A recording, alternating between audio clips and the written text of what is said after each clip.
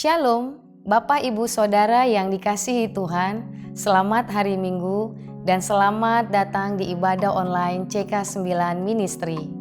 Kami mengucapkan selamat bergabung bagi Bapak Ibu Saudara yang baru pertama kali mengikuti ibadah online CK9 Ministry.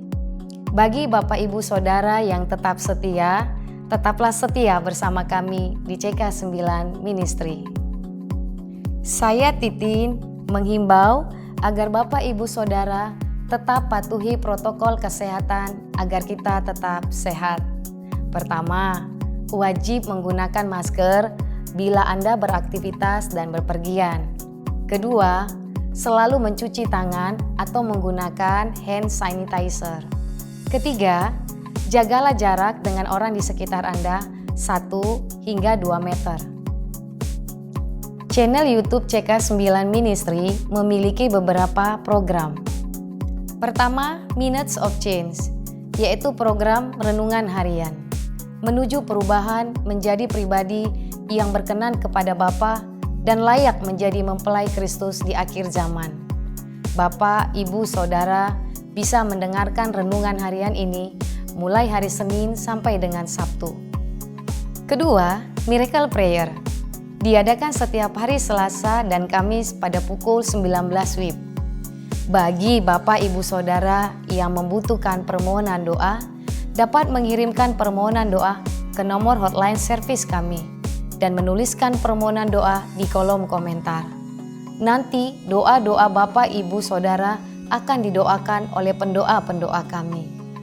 Ketiga, CK9 Kids, Transform Kids to be like Christ, yaitu program ibadah anak yang bisa adik-adik ikuti setiap hari Minggu. Program kita ingin mengubah setiap adik-adik menjadi serupa seperti Kristus. Ayo adik-adik, jangan lupa ya. Kami mengundang Bapak Ibu Saudara yang belum bergabung dalam KUL, ikutlah bersama kami di KUL, Community of Love. Bila Anda berada di daerah Cilincing, bisa menghubungi Bapak Richie Manaha. Dan bagi Bapak Ibu Saudara yang berada di daerah Jakarta Garden City bisa menghubungi Bapak John Bulo. Pada hari ini saya undang kita semua mempersiapkan hati dan pikiran kita serta mempersiapkan Alkitab untuk mengikuti ibadah online hari ini. Sebelum kita memulai ibadah, mari bersama-sama kita nyatakan pengertian dari Pentakosta ketiga. Mari Bapak Ibu, Saudara, bersama-sama kita memperkatakan pengertian dari Pentakosta ketiga. Apa yang dimaksudkan dengan Pentakosta ketiga? 1.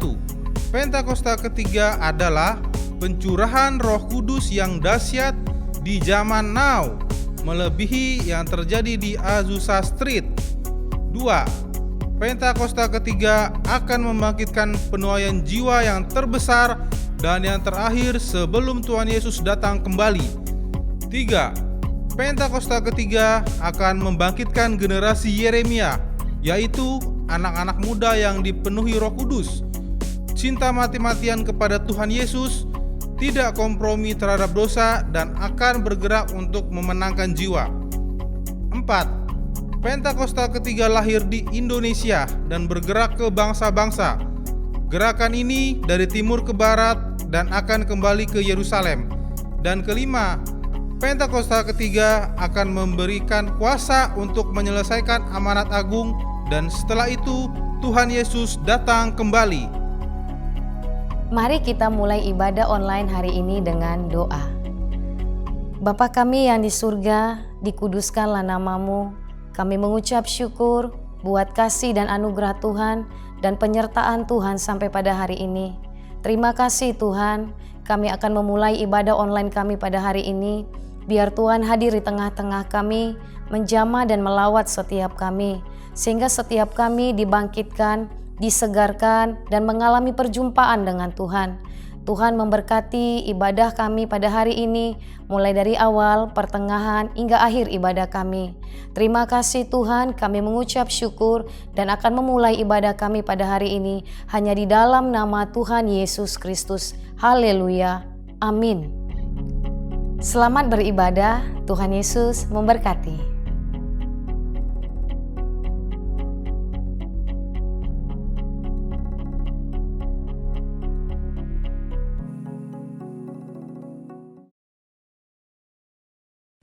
Shalom saudara sekalian, dimanapun saudara berada, saya berdoa, perlindungan dan hadiratnya memenuhi saudara selalu. Kita akan membahas mengenai apakah boleh orang percaya menghardik setan dan juga sakit penyakit. Lalu apakah ada landasan firman dari kebiasaan yang umumnya orang Pentakosta lakukan ini? Sampai hari ini, kita masih mempercayai bahwa Allah masih mau melakukan mujizat di tengah-tengah dunia. Baik itu mujizat kesembuhan, kelepasan dari keterikatan, maupun providensia Tuhan di keseharian hidup kita. 1 Korintus 3 ayat 9 jelas berkata bahwa kita adalah kawan sekerja Allah di dunia ini. Dan Yesus mengutus umatnya untuk memberitakan Injil sembari mengusir setan demi namanya dan mendoakan mereka yang sakit. Di tengah dunia yang dipenuhi oleh sakit penyakit dan banyak kelemahan ini, apa yang dapat umat Tuhan lakukan secara rohani bagi keselamatan negeri kita? Kita berdoa dan menghardik sakit penyakit ini agar Allah berpekara dan mengadakan mujizatnya. Khususnya bagi Indonesia yang sedang dilanda COVID-19. Hal ini dilandasi dan dipagari oleh 4 hal. Yang pertama, teladan Yesus yang melakukan mujizat supernatural. Di dalam perjanjian baru, tercatat ada 7 kali Yesus mengusir setan dalam kitab Matius, Markus, dan Lukas. Dan begitu banyak catatan Yesus menyembuhkan mereka yang sakit, baik secara perorangan maupun secara kalayak ramai. Kalau kita adalah kawan sekerja Yesus dan percaya bahwa kita diberi kuasa oleh Roh Kudus untuk mengusir setan dan menyembuhkan sakit penyakit, maka kita pun akan berlaku demikian. Pengetahuan Alkitab kita akan lebih kuat jika disertai oleh pengalaman iman yang sama. Kita membaca bahwa Yesus sering melakukan kesembuhan. Dia memberikan kuasa yang sama kepada para murid. Seperti di dalam Lukas pasal yang 9 ayat yang pertama. Dikatakan, maka Yesus memanggil ke-12 muridnya. Lalu memberikan tenaga dan kuasa kepada mereka untuk menguasai setan-setan. Dan untuk menyembuhkan penyakit-penyakit. Nah, secara global, umat Pentakosta meyakini bahwa orang percaya di zaman now juga diberikan kuasa untuk menghardik dan menyembuhkan. Gembala sidang kita Paniko mendapatkan tuntunan untuk melakukan KKR kesembuhan ilahi di dalam dan luar negeri. Tercatat sudah ada 318 kali KKR yang dilakukan dari tahun 2006 sampai 2019. Dan juga lewat program TV yang disaksikan oleh jutaan orang yang mengalami hadirat Tuhan. Ribuan orang mengalami kesembuhan yang juga disaksikan oleh banyak orang. Itu adalah pengalaman rohani tak terbantahkan yang memperkuat pengetahuan umat tentang karakter Allah yang penuh kasih itu. Kalau kita membaca sejarah kegerakan Pentakosta secara global, maka saudara akan melihat begitu banyak mujizat supernatural yang Tuhan kerjakan lewat hamba-hambanya di berbagai belahan dunia. Itu semua semata-mata karena Allah mengasihi jiwa-jiwa dan Ia ingin semua orang diselamatkan. Yang kedua, otoritas firman Tuhan. Di dalam kehidupan orang percaya, firman Tuhan menjadi dasar dari apa yang kita lakukan sehari-hari. Kalau pertanyaannya adalah, apakah orang percaya boleh menghardik sakit penyakit dan setan? Tentu kita melihat dari teks Alkitab bagaimana Yesus dan para rasul melakukannya. Di dalam Lukas pasal yang keempat, ayat yang ke-39, mertua Petrus sakit demam keras. Petrus meminta Yesus untuk datang. Yesus menyembuhkan mertua Petrus dengan cara apa? Yesus menghardik demam itu dan penyakit itu pun meninggalkan dia. Ini yang menjadi dasar bagi orang percaya. Secara spiritual, kita berdoa dan menghardik sakit penyakit seperti yang Yesus lakukan. Di dalam Yohanes pasal ke-14 ayat yang ke-12 juga dikatakan bahwa orang percaya akan melakukan pekerjaan-pekerjaan yang Yesus lakukan. Bahkan pekerjaan yang lebih besar lagi. Pekerjaan ini mencakup mujizat-mujizat yang Yesus lakukan. Karakter kerendahan hati yang Dia tunjukkan. Dan kasih yang diberikan kepada orang-orang yang membutuhkan. Inilah yang menjadi dasar bagi orang percaya untuk melangkah dengan iman di atas dasar janji firman Tuhan. Poin yang ketiga, ketaatan kepada pemerintah. Ketika gereja mengajak umatnya untuk berdoa syafaat bagi negeri ini, bukan berarti kita tidak mentaati pemerintah dalam melakukan physical distancing atau memakai masker. Roma 13 jelas mengajarkan bahwa orang percaya diminta untuk taat dan patuh kepada pemerintah sebagai hamba Allah di dunia untuk kebaikan kita. Dalam konteks pandemi COVID-19, maka ketika kita berdoa, menghardik pandemi ini agar cepat selesai, pada saat yang bersamaan kita juga mentaati peraturan pemerintah dalam mematuhi protokol kesehatan. Poin yang keempat, menantikan waktunya Tuhan. Ketika kita berdoa syafaat dan melakukan tindakan iman seperti menghardik hal semacam ini, tidak terlepas dari kedaulatan Tuhan. Iman yang rasional membuat kita terus-menerus berdoa dan berharap hanya kepada Tuhan, sembari mengetahui bahwa jalan manusia bukan jalannya Tuhan. Rancangan manusia bukan rancangannya Tuhan. Contoh, ketika Daud berdoa dan berpuasa demi anaknya yang sakit, sebagai penghakiman Tuhan atas hubungannya yang salah dengan Batsheba, dia melakukannya dengan tidak jemu-jemu. Tetapi ketika Tuhan berkata lain dan anak itu harus mati, maka Daud segera bangkit. Dia makan dan kembali beraktivitas. Apa yang dapat kita pelajari? Orang percaya diminta untuk terus berdoa dengan tidak jemu-jemu. Tetapi jawaban final ada di tangan Tuhan. Rentang waktu ketika kita mulai berdoa sampai adanya jawaban dari Tuhan dapat digunakan sebagai waktu pertobatan dari sisi manusia dan juga waktu untuk mencari hadirat Tuhan. Saudara, apa kesimpulannya? Iman yang rasional bukanlah iman yang buta dan gegabah. Iman yang melibatkan akal budi dan pikiran kita sangat diperlukan dalam meresponi pandemi COVID-19 ini. Kita tetap mempercayai mujizat Allah di tengah bangsa kita. Kita berdoa untuk pemerintah agar diberi hikmat menyelesaikan pandemi ini. Dan kita pun mentaati protokol kesehatan, menjaga jarak, mencuci tangan, dan memakai masker. Saya berdoa agar kita semua mau ambil bagian untuk berdoa dan bersyafaat bagi bangsa Indonesia. Saudara-saudara, untuk penjelasan lebih lengkapnya dari tim teologi kami, jangan lupa buka link yang ada di atas atau scan barcode yang tersedia. Tuhan Yesus memberkati saudara sekalian. Amin.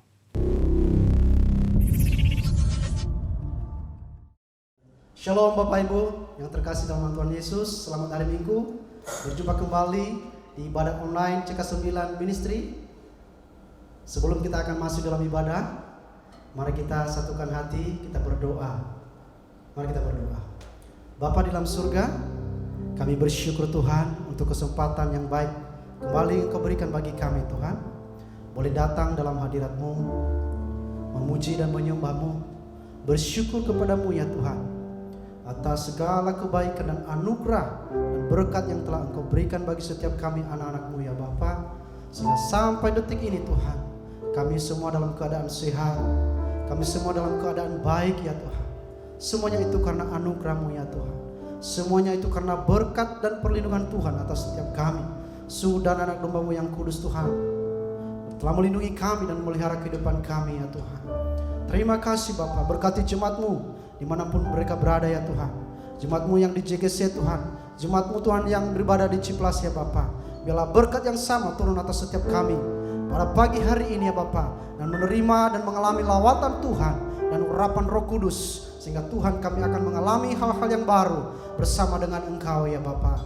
Terima kasih Bapa, terpujilah nama-Mu ya Tuhan. Kami akan masuk dalam hadirat-Mu ya Tuhan dengan puji-pujian dan penyembahan kepada-Mu ya Bapa. Haleluya, haleluya.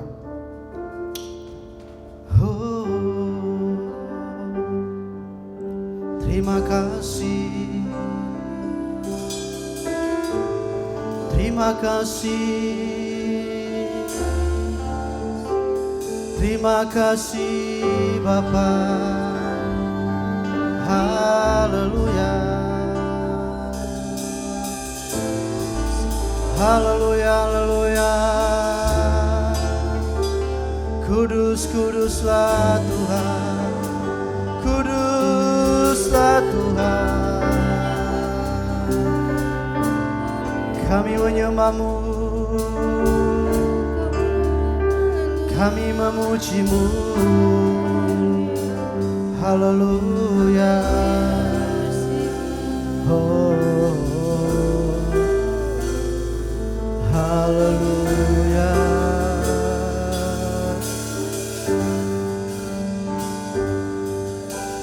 Kemanakah aku dapat pergi menjauh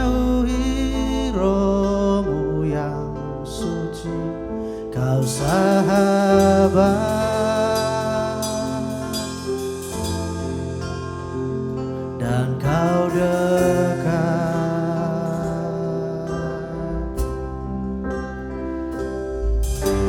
bahkan seluruh pengabdianku tak bisa membalas kesetiaanmu, sungguh mulia dan berharga, sungguh besar pengorbananmu bagiku, terlalu dalam untuk dimengerti, sungguh besar,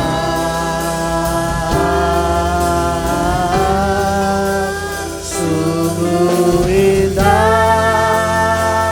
yang kau pikirkan tentangku,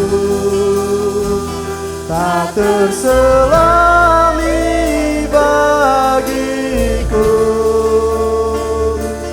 Oh, sungguh indah.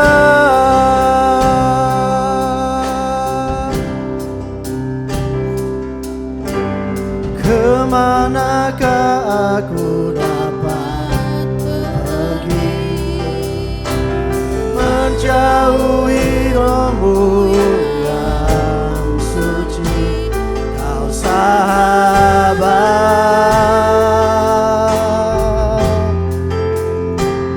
dan kau dekat.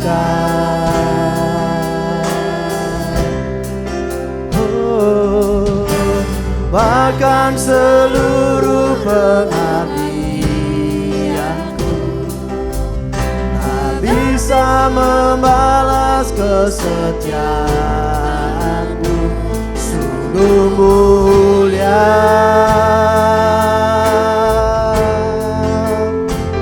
dan berharga, sungguh indah yang kau berikanmu bagiku,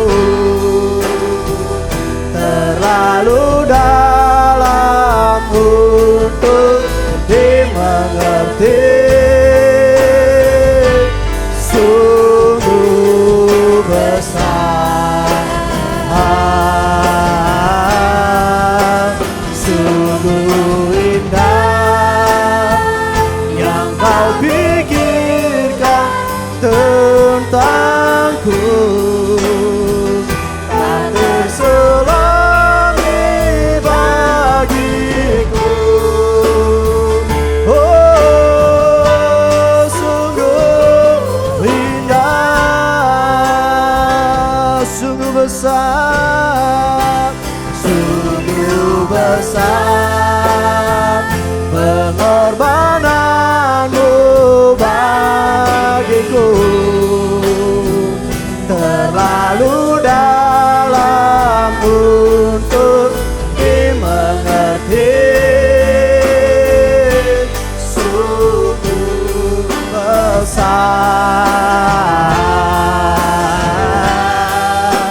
sungguh indah yang kau pikirkan tentangku, tak terselami bagiku.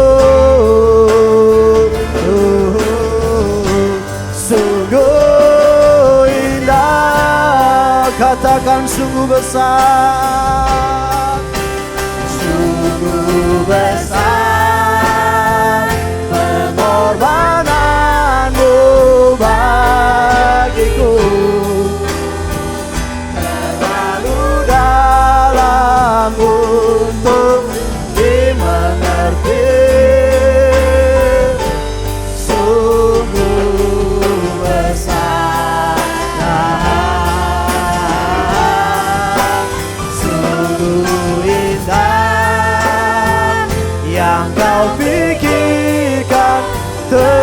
tentangku, tak terselami bagiku. Oh, sungguh indah,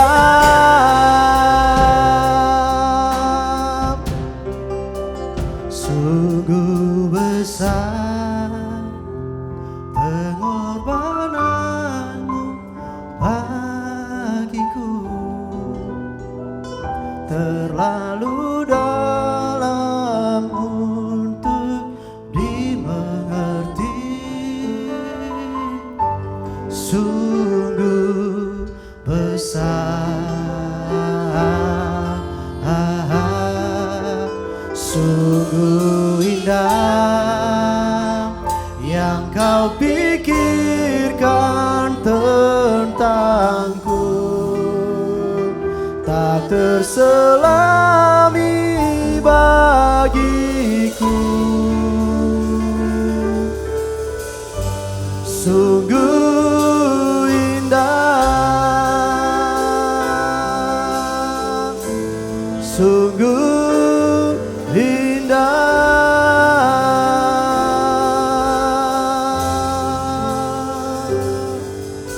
Mari jemaat Tuhan bersama-sama menyembah Tuhan. Mari kita ucapkan syukur kita. Mari kita ucapkan terima kasih kita atas kebaikan Tuhan, atas pengorbanan Tuhan, atas kehidupan kita. Dia telah memberikan segalanya, bahkan anaknya yang tunggal telah Dia berikan kepada kita, agar kita hidup, agar kita selamat, agar kita tidak turut dihukum. Terima kasih, terima kasih, terima kasih, terima kasih, terima kasih, terima kasih Bapa, terima kasih, terima kasih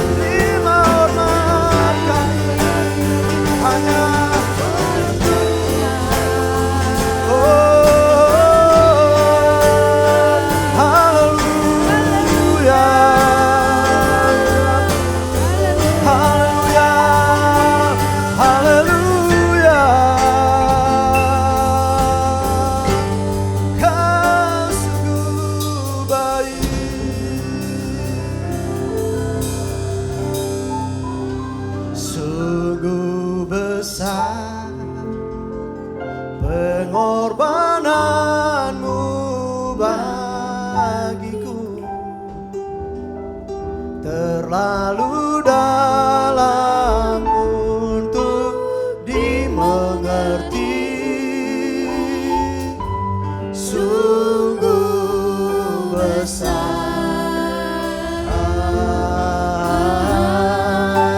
sungguh indah yang kau pikirkan tentangku,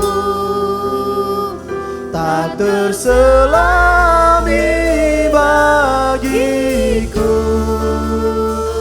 Oh, sungguh indah, sungguh besar,